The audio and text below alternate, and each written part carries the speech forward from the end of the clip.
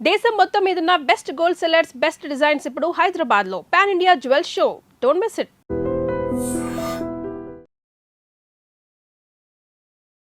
నమస్కారం, welcome to I dream. Dharma Margam with Vijitha కార్యక్రమానికి స్వాగతం.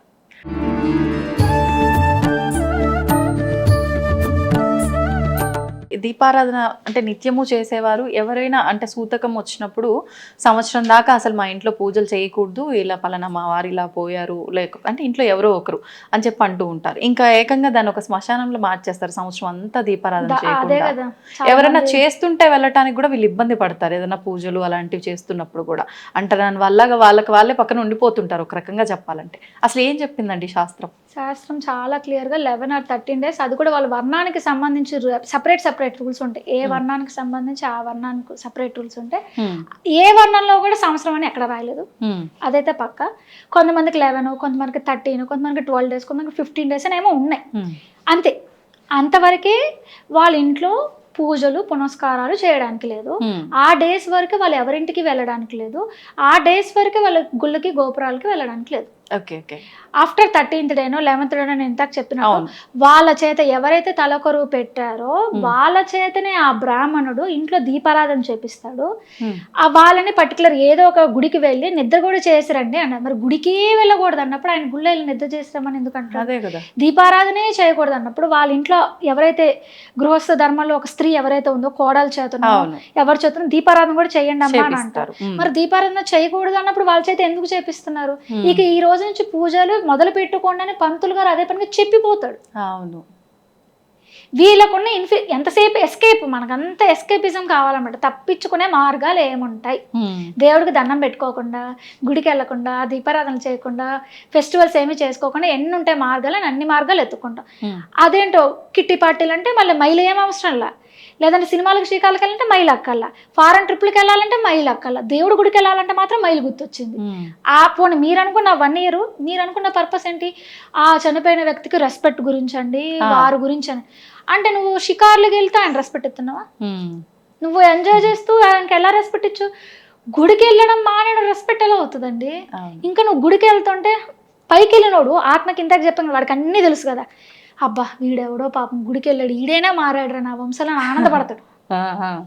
లెక్క ప్రకారం నేను ఇక్కడ చస్తే వీడేమో ఫారెన్ ట్రిప్లు వెళ్తాడా, ఫ్రెండ్స్తో వెళ్తాడా అని తిట్టుకుంటాడా, ఇంకా ఆనందపడతాడా? మీరు చెప్పండి. మనమే ఆ స్థానాల్లో ఉంటే మనం ఆనందపడతామో తిట్టుకుంటాము, బాధపడతాము.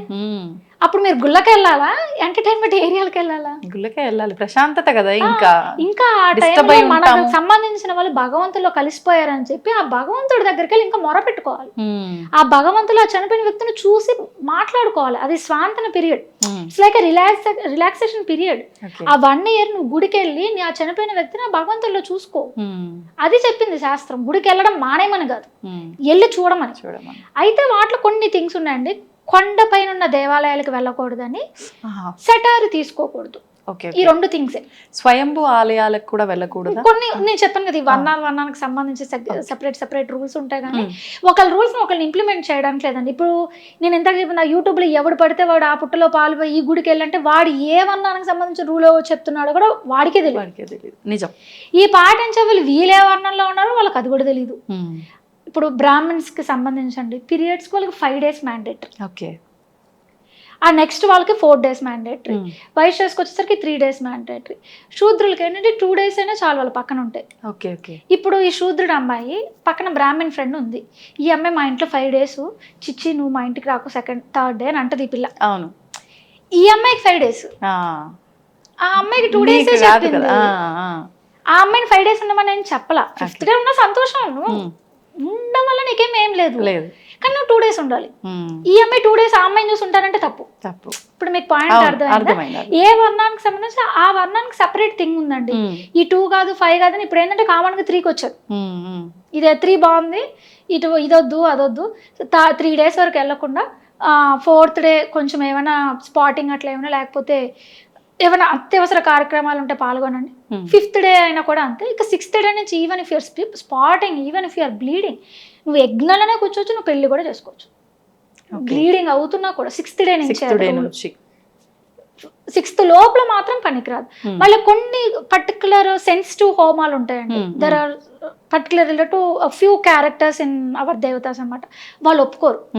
కొన్ని సెన్సిటివ్ దేవతలు ఉంటారనమాట. ఆ దేవతలకి చాలా నియమ నిబంధనలు ఎక్కువ. ఆ నియమ నిబంధనలు దాటి 100లో 99 రూల్స్ పాటించి ఒక్క రూల్ పాటించకపోయినా మనల్ని తిరిగి శిక్షిస్తారు వీళ్ళు. ఇలాంటి దేవతలే ఆనాడు రావణాసుడు కోరికైన ఇంద్రజిత్తు పూజించిన దేవత. నికుంభలాదేవి అని పూజించాడు రామాయణంలో శక్తి కోసం. ఏది రాముణ్ణి లక్ష్మణ్ణి చంపే శక్తి కోసం. ఆ పూజలో అతని చేత లోపం చేసేలాగా లక్ష్మణుడు హనుమంతుడు ప్రవర్తించారు కాబట్టి ఆమె అంతనే కాపాడాల చచ్చిపోయాడు. సో అలా సెన్సిటివ్ వాటిని మనం ఉగ్రదేవతలు అని అంటాం.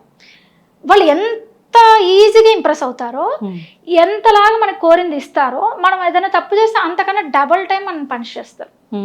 అందుకే అలాంటి దేవతల జోలికి మనం వెళ్ళమని ఏ పెద్దలు మనకి చెప్పలే. అలాంటి దేవతను ఎప్పుడో పక్కకు పెట్టేశారు. వాళ్ళు దేవత కాదని నేను అనట్లా, మళ్ళీ గుర్తుపెట్టుకోండి. I'm not telling they are not దేవతాస్, బట్ వాళ్ళని సందర్భాల్లో మనుషులైన మనకి అంత నియమ నిబంధనలు పాటించే శక్తి సామర్థ్యం మనకి లేవు. మనల్ని పూజించద్దు అని చెప్పారు. వాళ్ళకి శక్తి లేక కాదు, మనకి ఆ ఓపిక ఇది లేక. అందుకే మనకి సాత్వికమైన దేవతలు కావాలి మనకి. ఇప్పుడు విష్ణుమూర్తితో, శివుడో, వినాయకుడో, సుబ్రహ్మణ్య స్వామి, లక్ష్మీదేవో, పార్వతి, వీళ్ళందరూ సాత్వికమైన దేవతలు. వీళ్ళేమి ఏదైనా చేయకపోతే శపించే రకాలు కాదు వీళ్ళెవరు. నేను మీతో ఇంత ఒక దేవి అని కొత్తగా వచ్చిందని చూసారా, ఆ దేవి ఆ కేటగిరీకి సంబంధించిన ఆవిడ. ఆమె కరెక్ట్ గా చేస్తే మినిస్టర్ని చేసింది, నువ్వు కరెక్ట్ గా చేయగలవా? అది చూసుకోవాలి. లేదు అంటే నీకు రివర్స్ ఎఫెక్ట్స్ అనేది. అలా అసలు అంత జోలికి ఎందుకు నీకు? అంత ఇన్స్టెంట్ నువ్వు ఏదో అవ్వాలని ఎందుకు నీకు అంత అత్యాస? నీ అత్యాస నీకు తీసుకొచ్చి పెడుతుంది అనమాట. And for more videos, please subscribe to iDream channel. Subscribe to iDream Media. Please subscribe to iDream. Please subscribe to iDream. Please subscribe iDream. And please subscribe to iDream. For more videos, subscribe to iDream. please like, share and subscribe to the channel. Congratulations, iDream. Subscribe to iDream. Subscribe to iDream. So subscribe to iDream Media. iDream ki iDream team andarki huge congratulations. Please subscribe iDream Media. Please subscribe to iDream. Subscribe iDream. Please subscribe to iDream. iDream అంటే నా కళల channel subscribe చేసుకున్న నోరు తిరుగుతలేదు, మీరైతే గంట గుర్తు కొట్టండి. For more such videos, please subscribe to iDream. Subscribe to iDream. Please subscribe to iDream. Please subscribe iDream Media. Please do subscribe to iDream. Please subscribe to iDream Media. For best entertainment and information, please subscribe iDream. And don't forget to subscribe to iDream.